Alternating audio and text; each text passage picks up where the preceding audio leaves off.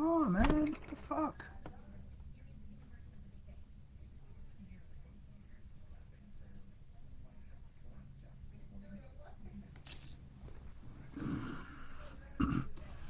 Peace, peace, peace, peace, peace.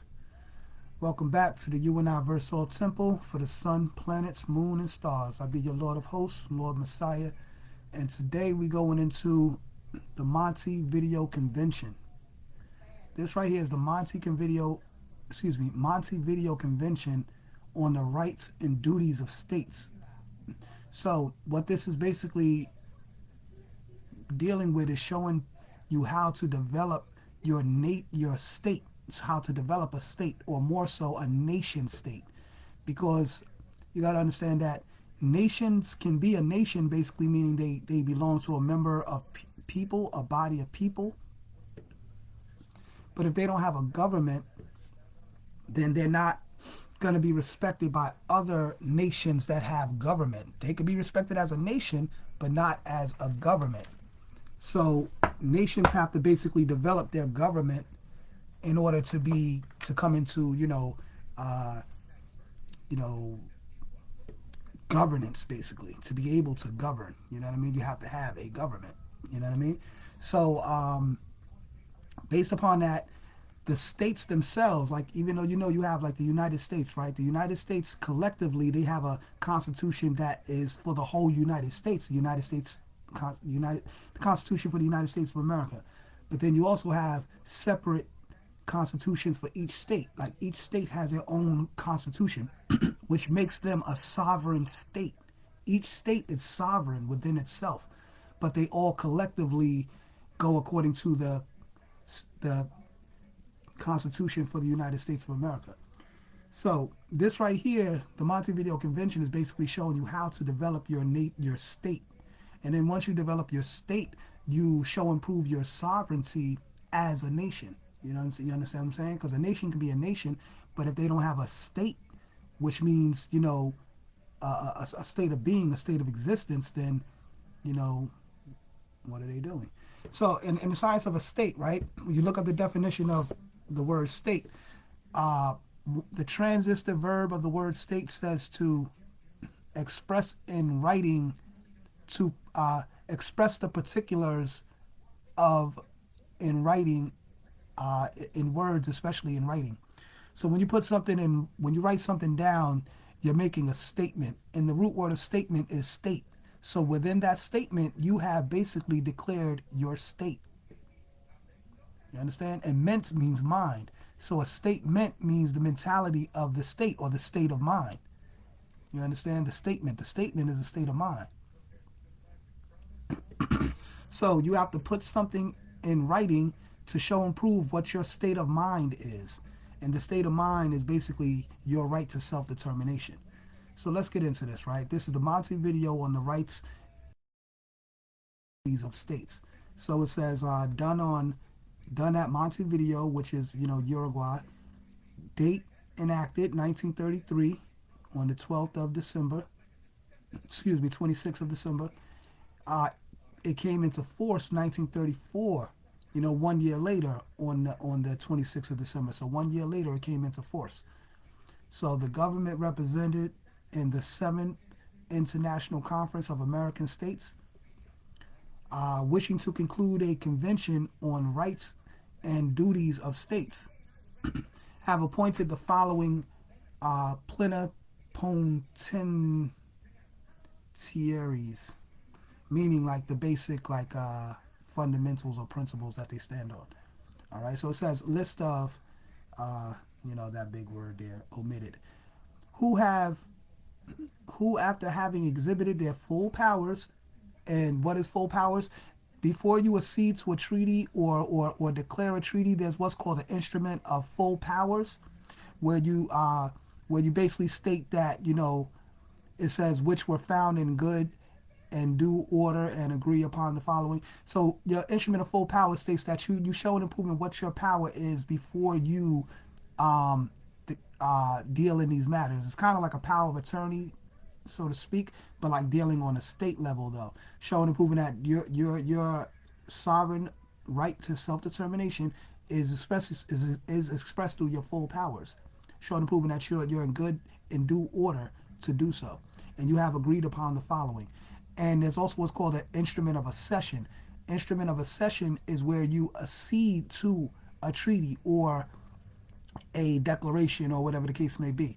So I guess like to accede to this Montevideo Convention, there may be what's called an instrument of full powers that you present, and an instrument of accession, meaning you're acceding to these protocols. All right. So without further ado, let's get into it. Article 1. Article 1 states the state as a international, excuse me, the state as a person of international law. See, so a state is considered a person of international law, should possess the following qualifications. These are the four major aspects. A permanent population. B, a defined territory. C, government. And D, capacity to enter into relations with other states.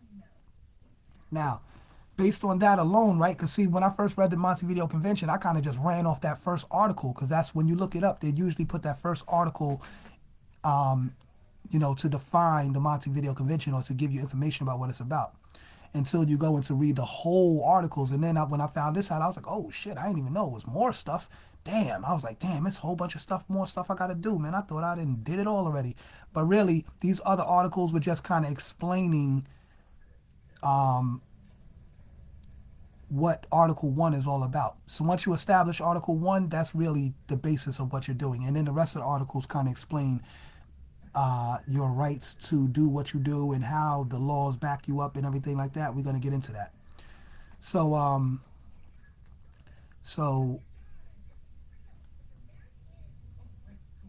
A, right? This is how I broke it down, right? So you got A, permanent population. So what I did was I took my whole family, on my father's side and my mother's side, I wrote down like basically my whole family tree, and defined them as the permanent population.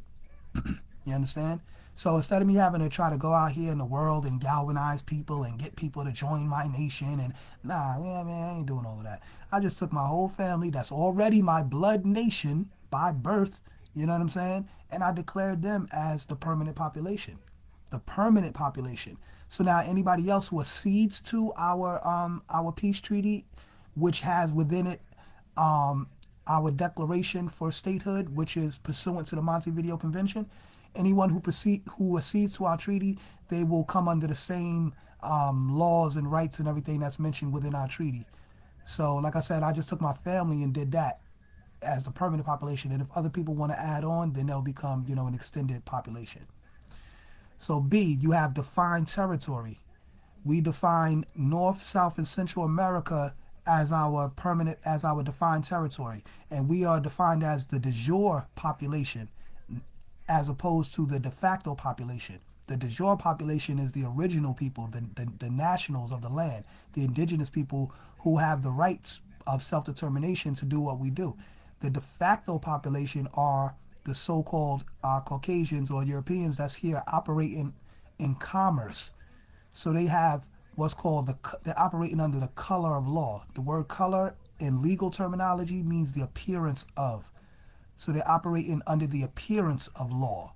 You come in the courtroom, all rise, the honorable judge, blah, blah, blah. But ain't nothing honorable about that nigga, so that's why I never stand. But anyway, so we are the defined population. We define our population, our defined territory is North, South, Central America, where the de jure population, the indigenous autochtons, people who spring from the very land that they inhabit, the original people. C, government. Our government for the Universal Temple for the Sun, Planet, Moon, and Stars, which is actually an international organization, and Lord Messiah Allah El Nation, which we are coming into becoming a nation state. So therefore, our government is our universal charter. Our universal charter is basically our form of governance, which basically deals with, like our will, our trust, our provision for trustee, which is similar to a power of attorney, but being that we're operating in the private, it's a provision for trustee. My health proxy, that's dealing for the estate plan for like my family and so forth. And then as far as the people in the nation, we have our constitution, we have the fee schedule to protect our people from being violated and any of their rights being violated. We have our articles of international organization, basically stating like, how we function and, what we do and, what we're about and so forth. Oh man, we have our decentralized autonomous organization, which is basically an alternate form of currency that's not regulated by the government, the United States government per se, but maybe under our own government, how we getting this all established.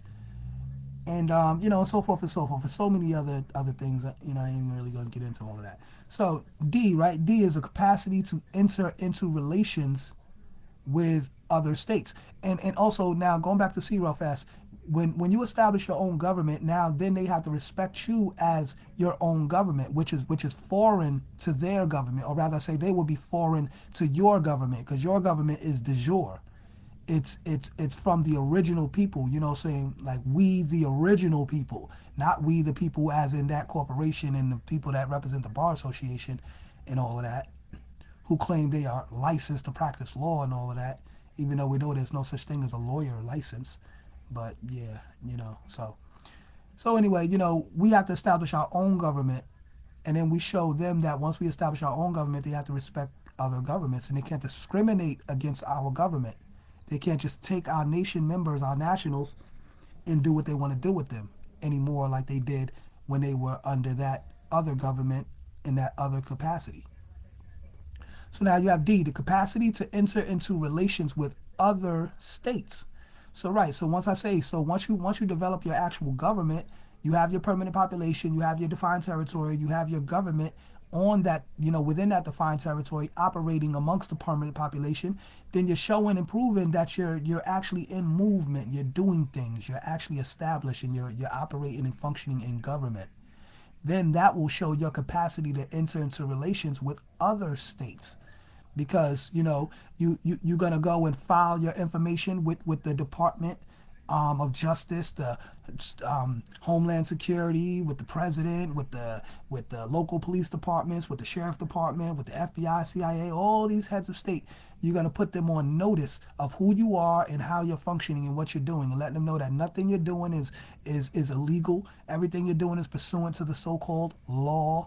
You know what I'm saying? And everything you're doing is right in His act. So that's why when we get into more of these articles, we're gonna see how, this is really deep. And these other articles, which I thought it was going to be more work to do, nah, it wasn't. It was just really explaining, what was laid down in Article 1, which was the foundation of all the rest of these articles. All right, so now let's get it, right? So now Article 2. It says the federal state shall constitute a sole person in the eyes of international law. So, for example, me being the Minister for Foreign Affairs, I would act on behalf for my nation, and for the universal temple for the sun, planet, moon, and stars. I would act as Minister for Foreign Affairs on behalf of that nation state or international organization.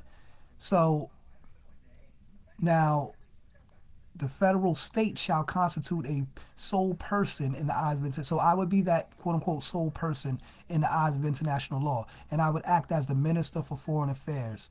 So anywhere I would have to travel, even physically, to another foreign country, or just dealing with other foreign jurisdictions or governments, then I would be the sole person in the eyes of international law to act on behalf of that. So number 3. Article 3, rather, I say, excuse me. Now, this is real deep, right? I like this one right here. It says the political existence of the state is independent of recognition by other states. Let me read that again.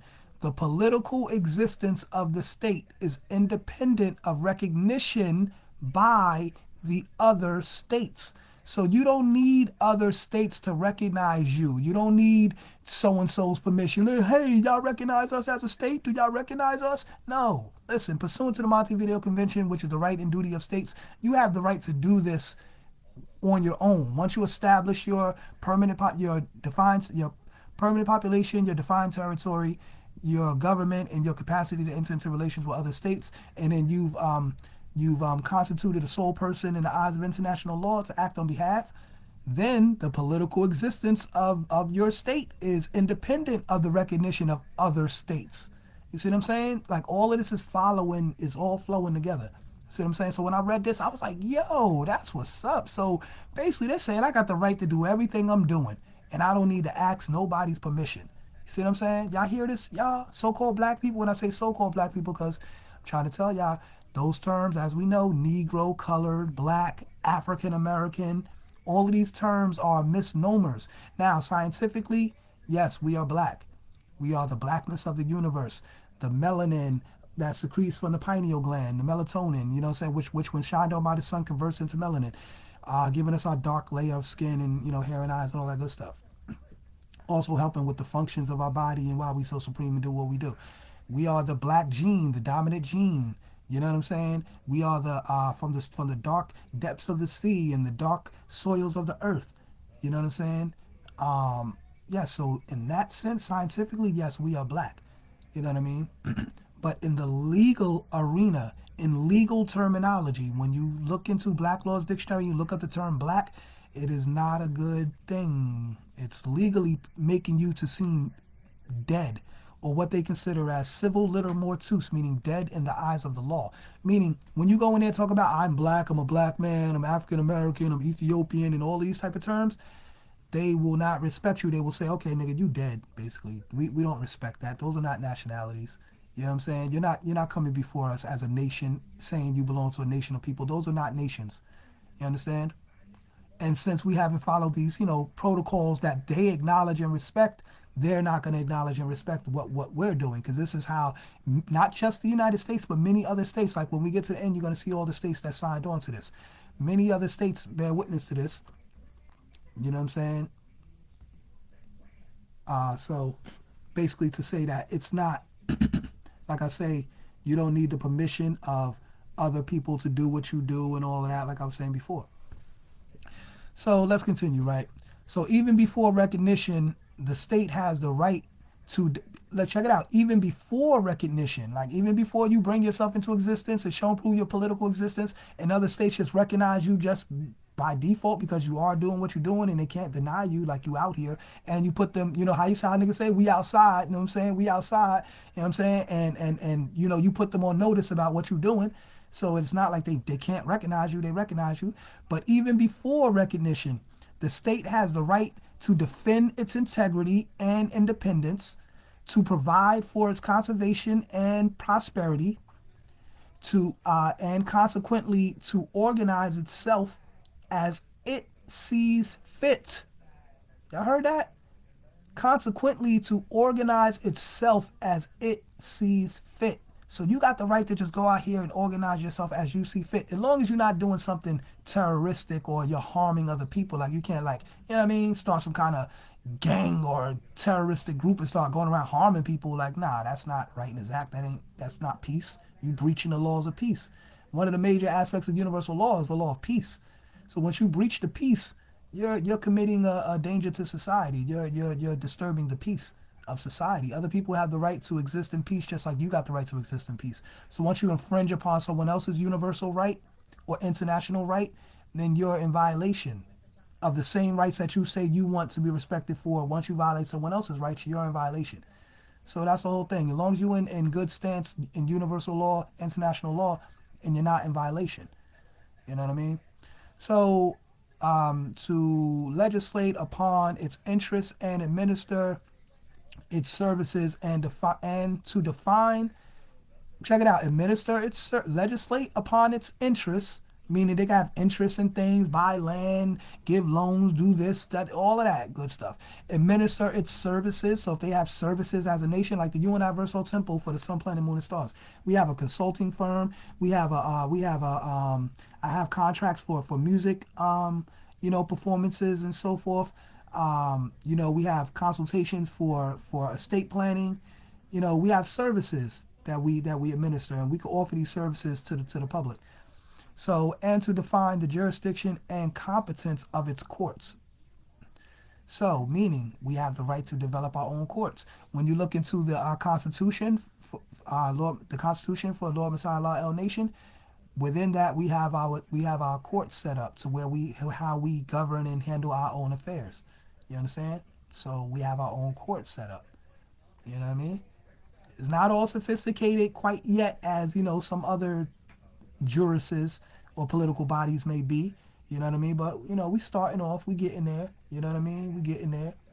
And, like I say, with the help of the people, with more minds adding on, like, yo, Messiah, man, I hear what you're saying, brother. You got something deep going on there, man. You know what, man? I see how I think I could fit in. I think I could get in and fit in on this aspect. I think I could help on this aspect. This is what I specialize in. This is how I can help out. Like, holla at me. Let me know. What's good? You know what I'm saying? Yeah, so, so define the jurisdiction and competence of its courts. So you have the jurisdiction of your courts and the competence, like meaning how you function. Nobody can tell you, hey, you can't function like that. That's not according to our rules. Nigga, that's your rules. These are our rules. So we have, like I say, and as long as it's in tune with universal and international law, then we're not violating anything and we're doing everything right in his act. See what I'm saying? So the exercise of these rights has no other limitation than the exercise of the rights of other states according to international law. See? Let me say that again. The exercise of these rights has no other limitation than the exercise of rights of other states according to international law. What is international law? International law is the law between nations that interface with each other. So, like this Montevideo Convention, they had to have a convention where they sat down, all nations came together, sat on a round table, and interface with each other. And they said, hey, man, we got these provisions. We think we should do this. The other people said, hey, we got these provisions. We think we should do this. And other people said, hey, we got, and other people, and all these other nations said, we got all these provisions. And they put them all together into these articles. You know what I'm saying? And then they developed what's called the Montevideo Convention. And then they develop these articles to let people know that they have the right to do everything that they're stating in these articles. You understand? So this became what? An international agreement, which is also known as a treaty. What is the root word of treaty? Treat. So once they develop this treaty, they now know how to treat each other in all of their foreign jurisdictions. Because even though their jurisdictions are foreign, they all bear witness to this convention. So just like I said before, the United States, all the 50 states in the United States go according to the Constitution for the United States of America, which is uniform, but at the same time, they all have their own separate constitutions for each individual state, which makes them sovereign in their own right, in their own expression, which under international law, they have the right to do. So guess what? When we develop our own nation state, we got the right to do all of this stuff right here. We could do all of this. You see what I'm saying? Stop being afraid, people. Stop being afraid, my people. Read these things. Read this. See what you're able to do. See what I'm saying? Like this, you can do all of this. I understand? Like people, we so stuck on that mentality. Like, what we gonna do? We can't do nothing. Massa ain't gonna let us do nothing. We got to stop thinking like slaves, man. We got to start reading, educating ourselves, and becoming aware with what we're able to do. So let's continue. Article 4. States are juridically equal, enjoy the same rights, and have equal capacity in their exercise. Like I was just stating. The rights of each one does not depend upon the power which it possesses to assure its exercise, but upon the simple fact of its existence as a person under international law. See what I'm saying? So in other words, you don't need another state to say, hey, you guys are a state and we recognize you as a state. There's already been international laws set forth, like in this Montevideo Convention, that state that basically the rights of each one does not depend upon the powers which it possesses to assure its existence, but upon the simple fact that its existence as a person under international law. So in other words, saying like, if it takes, look, the state of Israel, right? They declared the state of Israel, David Ben-Gurion, who was the president or the head of the Jewish administration in 1948, and it's a jewel for the Hebrew Israelites, right? Because no disrespect, but it's just facts. Instead of y'all being out there on the corner, and the Lord has said, read, brother, and yelling all day. Y'all need to get yourself sophisticated and get y'all paperwork together and stop talking that the white man ain't gonna honor your treaty. He broke every treaty. They ain't gonna honor your paperwork bullshit. Man, y'all just ignorant. And the only paperwork y'all know. Damn, see, I just started. Excuse me. I'm very passionate. Excuse me. Brothers and sisters are just being ignorant, and they're not getting themselves sophisticated and doing what it takes. You know what I'm saying? Like, you see how I'm going through these articles, I'm breaking this stuff down. You know what I mean? Like, and then in part 2, when you watch the next video, I'm gonna show you my actual declaration that I put this stuff into motion. I put it in writing. I developed my statement, and now it's on us to physically bring the physical state into existence. See what I'm saying? So that's why I was saying the rights of each state do not depend upon the power of which it possesses to assure its exercise. I mean, even though, like I just said, I say that's what we have to do because, I mean, physically we do got to do that. But just based upon the fact that our existence as a person under international law, like, we have that right. So even if it takes us 10 years to get started, if it takes us 20 years to get started, if it takes us 30 years to really get officially, whatever, we have that right. We have that time. There's no time limit. There's no, well, hey, if you don't get started within 2 years, then you got to start over. No, there's nothing like that. Once you just do this, you have the right to just do what you do. And, as you build, you will build and become greater. So I mean, the power, that you possess to assure your exercise depends on you more so, not on anybody else recognizing you or even helping you or whatever case may be. It's like all on you, basically. So now Article 5, the fundamental rights of states are not susceptible of being affected in any manner whatsoever. So that basically means that nobody can interfere with your right to contract, just like it says in the Constitution. And I said it like that because that's what it says in the Constitution. They can't interfere. No state can interfere with another state's right to contract. So like I said, that's why each of the 50 states, they have their own constitution, but they also go under a uniform constitution. Why is that? Why don't they just have the one constitution? Because the fundamental rights of states are not susceptible of being affected in any manner whatsoever.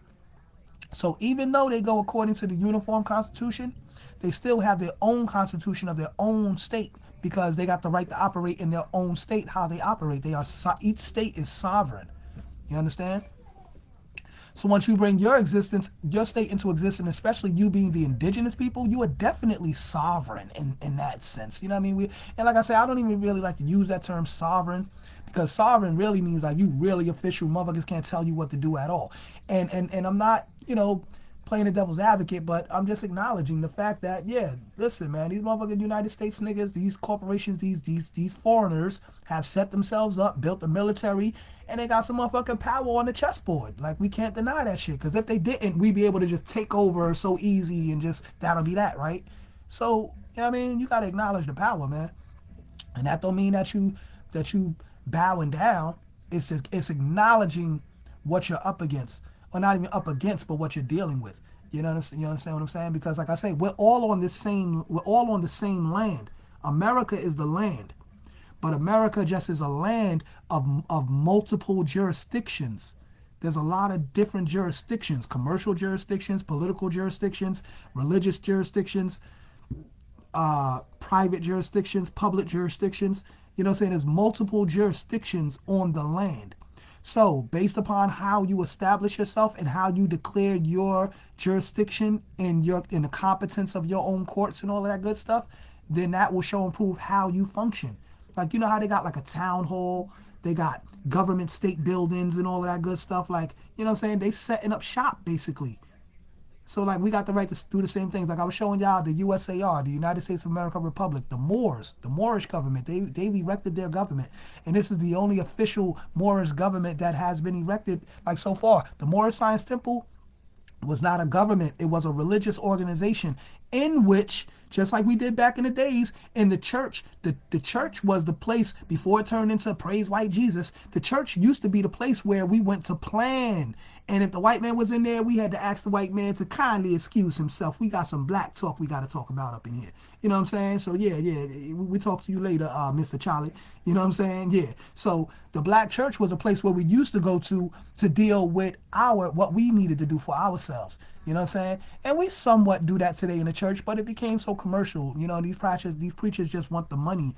They ain't really about mobilizing the people. You know what I'm saying? And like I say, being that they're under a religious organization and due to separation of church and state, and because a lot of the churches are under 501c3, which means that they can't, which restricts them, according to the provisions within that 501c3, it restricts them from dealing in political issues, speaking on political issues, or dealing in politics. This is why you see the Nation of Islam, they don't vote, because they're under 501c3. They get government funding.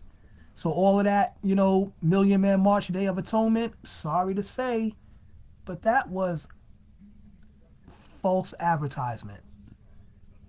Yeah, that's a fact. That was a little false in the advertisement, because atonement really means to self-rule, self-govern. And as long as you're receiving the benefits from, I'm not going to say that, excuse me. I'm not going to totally say that. But has the Nation of Islam declared some kind of dual citizenship? Like, meaning they're citizens or nationals of their nation, but then they're also citizens of the United States also? Like, they haven't declared that. The USAR has. They used to go under what's called expatriation, but now they deal with repatriation because they educated themselves. They was playing themselves before dealing with the expatriation, because they were taking themselves out of all commercial jurisdictions and just being like a nomad on the land with no jurisdiction declared for themselves. But once you repatriate into the United States of America, not the United States Corporation, the United States of America, then you become part and parcel of the said government, and you have the right to even establish your own government on this land. You understand what I'm saying? As the indigenous people. And now we're going to get into Article 6. Actually, Article 9 is going to speak on as to why the foreigners can't interfere with the rights of the nationals. You know what I'm saying? Because we the nationals here on the land. Okay, we at the half-hour mark. I could stop this and start another video, but I'm going to just keep it going, y'all. This is very interesting. Y'all need to know this. Y'all need to keep watching, man. Fuck that short attention span shit. You know what I'm saying? Keep on watching, because y'all need to get this information, man. You understand what I'm saying? And then we could stop talking about we could stop complaining and talk about, oh, what we gonna do? What can we do? Oh, they doing this to us and blah, blah, blah, blah, blah. Well, once we get ourselves established, which we have the right to do, and I'm showing you how, then there's no more complaining. And this is why people don't want to get with the information, because they always just want to complain. They want to have something to complain about. I'm not with that complaining shit, man. But you know what, though? I got to take a little smoke break real fast. So I'm going to read these. I'm going to let the computer read these articles off real fast, and then I'm going to come back and break it down. All right? Article 6.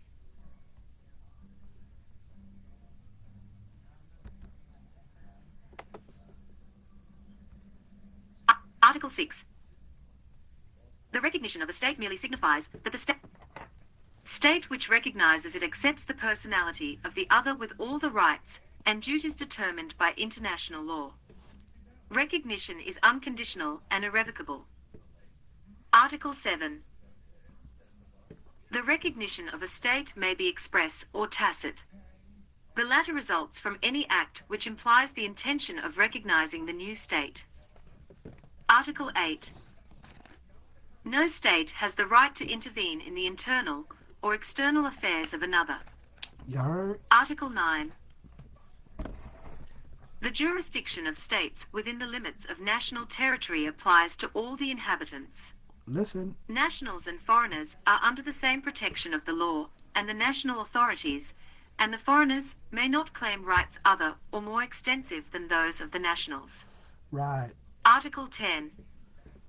The primary interest of states is the conservation of peace. Differences of any nature which arise between them should be settled by recognized pacific methods. Article 11.